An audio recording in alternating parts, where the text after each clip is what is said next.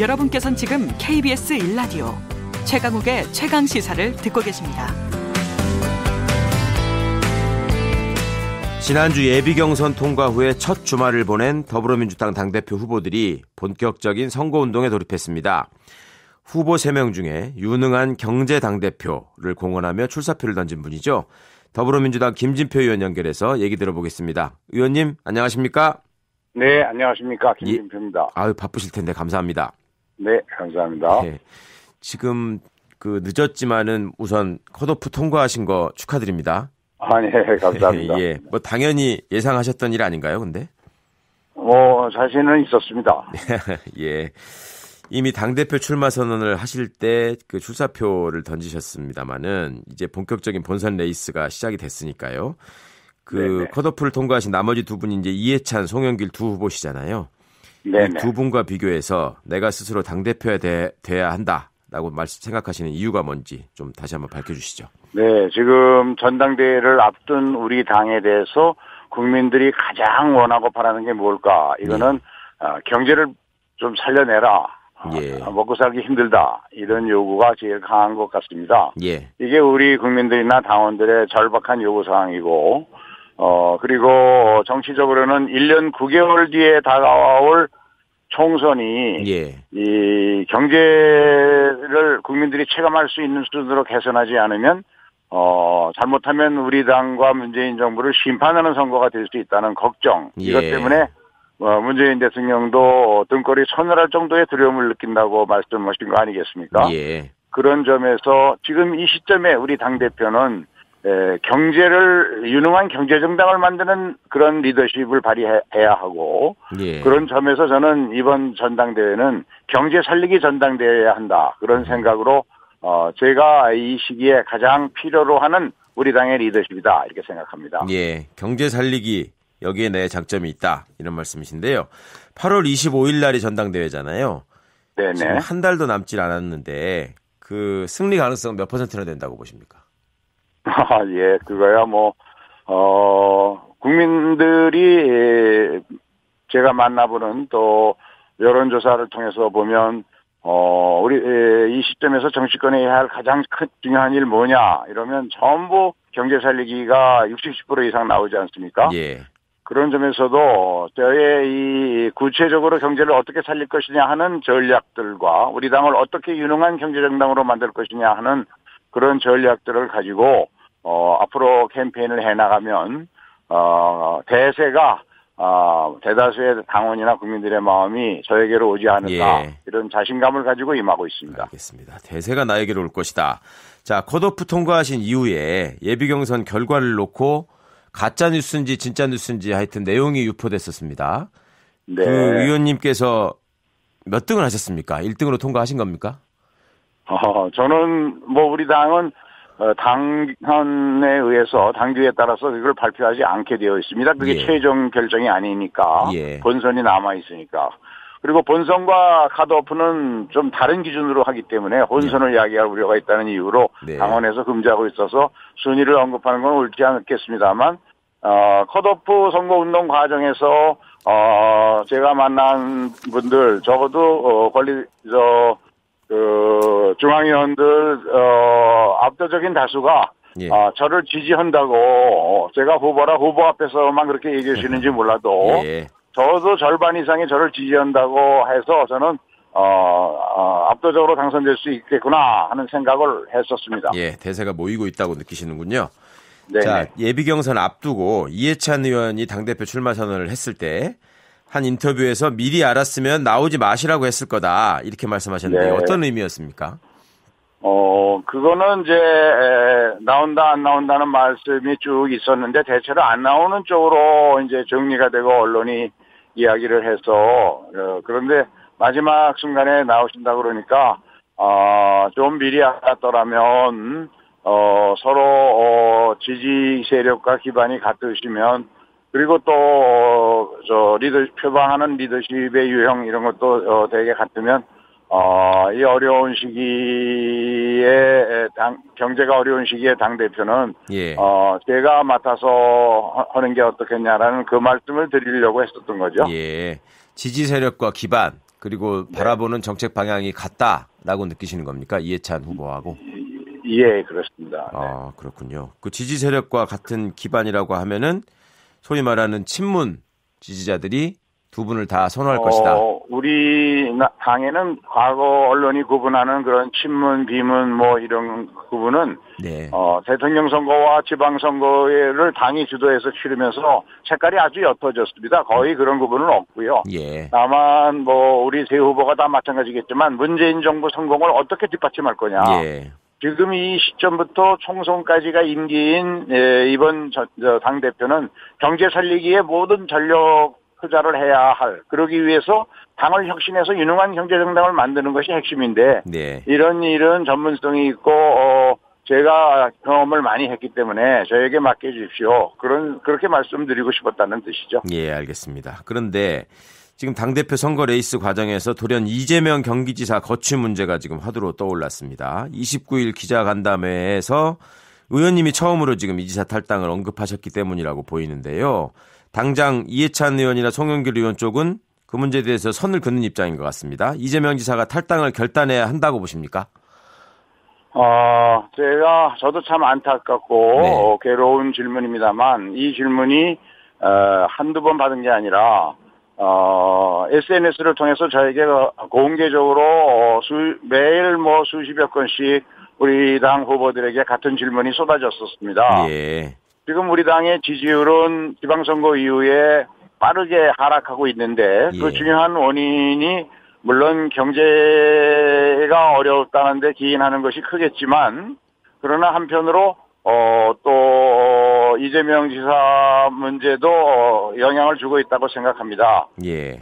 그런 점에서 선당 후사가 우리 당의 지도자들의 그 바람직한 자세니까 과거 이와 비슷한 일이 있었을 때 억울하다고 느꼈지만 서영교 의원이 자진 탈당해서 당에 부담을 줘서는 안 된다 하고 자진 탈당해서 1년여에 걸쳐서 법정 투쟁을 통해서 모든 것을 다 밝힌 뒤에 다시 복당해서 당을 위해서 열심히 일하고 있는 그런 모습도 있었기 때문에 그런 거를 참고해서 결단할 문제다. 그래서 이재명 지사께서 전혀 근거 없는 음해다라고 하면 더 분명하고 명확하게 적극적으로 해명해서 문제를 깨끗하게 클리어시켜야 되고요. 예. 그렇지 않으면 당에 더 이상 부담을 주는 것은 이거는 좀 어려운 일 아니냐. 계속해서 이렇게 끌고 갈 거냐. 그런 걱정과 생각에서 말씀드렸던 것이죠. 알겠습니다. 근데 민주당 소속 경기도지사가 당선된 게 지금 20여 년 만이라고 하잖아요. 의원님께서도 네네. 도전하셨다가 실패하신 적도 있는 걸로 알고 있는데 이런 상황에서 민주당 도지사가 탈당하는 것이 당을 위해서 옳은 길이다. 이렇게 보셨다는 말씀이시죠? 중요한 공직에 갈수록 예. 높은 도덕성이 요구되고 있는데, 예. 지금, 과거 선거 후보인 이재명 지사를 보호했습니다. 네. 다른 의원들하고, 우리가 탈당시키거나 제명시켰던 다른 의원들과 비교해보면, 이재명 지사에게는 저희가 관대하게 보호했다고 볼 수가 있지요. 네. 그런데 이제, 취임 후에 계속 이 문제가 더 확산되고, 새로운 의혹까지 또 제기되고 하니까, 예. 이 문제는 선당 후사의 자세로, 당이 주는 부담을 줄이기 위해서 이재명 지사가 좀 더 적극적으로 나서서 판단하고 결정해야 될 문제다. 그런 뜻으로 드린 말씀이죠. 알겠습니다. 이게 의원님의 문제 제기에 대해서 지금 경선을 앞두고 있으니까 일종의 이제 선거 전략 아니냐. 그래서 이재명 지사에 대해서 지속적으로 거부감을 표시해온 친문 지지층의 표심에 호소하고 또 한편으로는 그 이해찬 의원을 의식해서 선명성을 드러내기 위한 것이다. 이해찬 의원의 측근이라고 알려져 있는 이화영 의원이 경기도의 평화부지사로 임명이 되니까 그 부분에서 전선을 형성하려고 한다. 이런 관측이 있던데 이 부분은 어떻게 생각하십니까? 저는 그런 것까지 복잡하게 연결해서 정치공학적으로 생각한 것은 아니고요. 예. 저도 안타까운 마음에서 주저하면서 대답을 했습니다마는 하여간 이 문제를 언제까지 끌고 갈 수는 없지 않느냐. 네. 그러면 당이 나서서 어떤 이 문제를 해결하려고 한다는 것도 어려움이 있습니다. 그리고 예. 사법적 판단이 끝날 때까지 기다리라는 것도 4, 5년 가는데 임기 내내 그럼 이거에 시달릴 텐데 예. 좀 더 분명하게 입장 정리를 하는 것이 필요하다는 그런 말씀을 드린 알겠습니다. 것이죠. 예. 또 다른 후보인 송영길 의원 측에서는 지금 세대 교체론을 들고 나온 것 같습니다. 그렇다 네네. 보면 아무래도 의원님께서 지금 최고령이시다 보니까 이게 올드보이 이미지가 강해서 과연 당의 혁신에 있어서 적합한 인물인 것인가, 또 과거부터 쭉 행보를 보면 당 내에서 보수파에 속하는 분 아닌가, 이런 의구심을 표현하면서 과연 우리가 개혁에 합당한 인물인가, 이런 비판을 하시는 분들이 일각에 있는 것 같아요. 좀 입장을 설명해 주시죠. 그거는 저를 잘 모르는 분들의 피상적 관찰이고요. 예.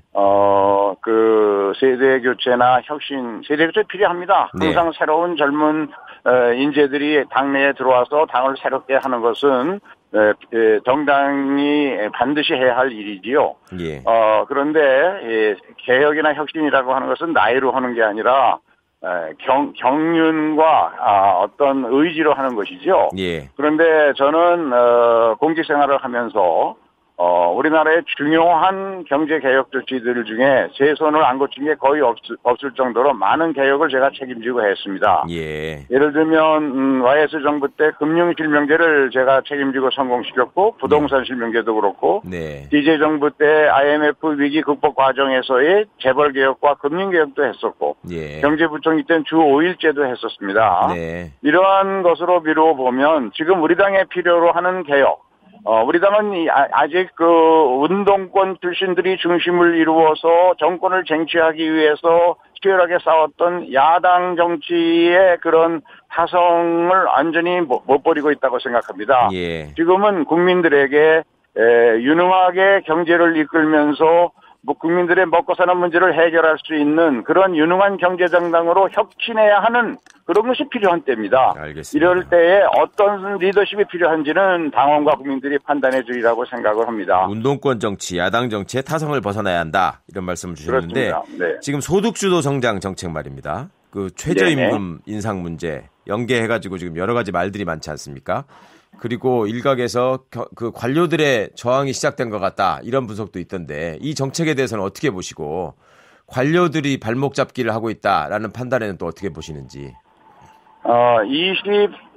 지난 24년 동안 예. YS 정부 때 7% 성장한 것을 기점으로 해서 우리 경제는 매 5년마다 1%씩 성장률이 하락하는 장기 저성장의 늪에서 헤어나지 못하고 있고 예. 그 근본 원인은 80년대 이후에는 버렸어야 할 재벌 중심의 이윤주도 성장 정책을 너무 오랫동안, 특히 이명박 박근혜 정부에서 역주행해가면서 60년대 70년대 정책으로 되돌아갔던 것이 우리 경제를 장기 저성장의 늪으로 빠뜨렸다는 것이 대부분의 국내외 전문가들의 일된 의견이고요. 예. 그분들이 우리 경제에 대해서 권고한 것은 정부가 좀 더 분배를 개선하는 포용적 성장 정책으로 가야 한다. 포용적 성장. 네. 그 맥락에서 문재인 정부가 경제의 수요면에서 채택한 정책이 소득주도 성장 정책입니다. 예. 이 정책 중에 임금 인상 정책이라든가 근로시간 단축 정책 같은 것은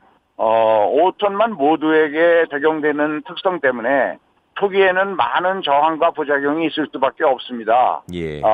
그리고 그 효과는 2년, 3년 기다려야만 나타나는 그런 정책 때문에 지금 소득주도 성장에 대해서 여러 가지 저항과 부작용이 있지요. 예. 그러나 우리 당이 주도해서 지난주 당정협의를 통해서 강력한 보완책, 가령 근로장려세제라든지 일자리 안정자금, 카드 수수료 인하 등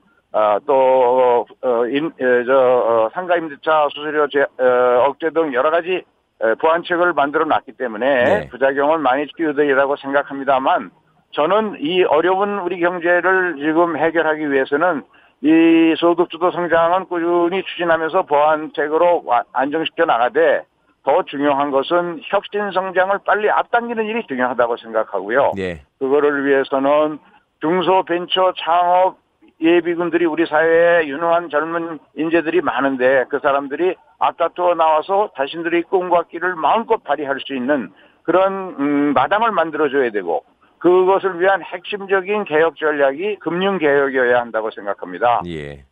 우리 금융이 지나치게 안정성 위주로 경영되어서 융자가 기업에 대한 지원의 98%를 넘고 투자는 1.2%밖에 안 되는데 선진국들은 다 60% 이상을 금융기관이 스스로 위험부담 안고 하는 투자 때문에 경제가 활성화되고 있습니다. 알겠습니다. 이래서 융자에서 투자로의 금융개혁을 이루어야만 우리 경제가 다시 활력을 회복할 수 있다.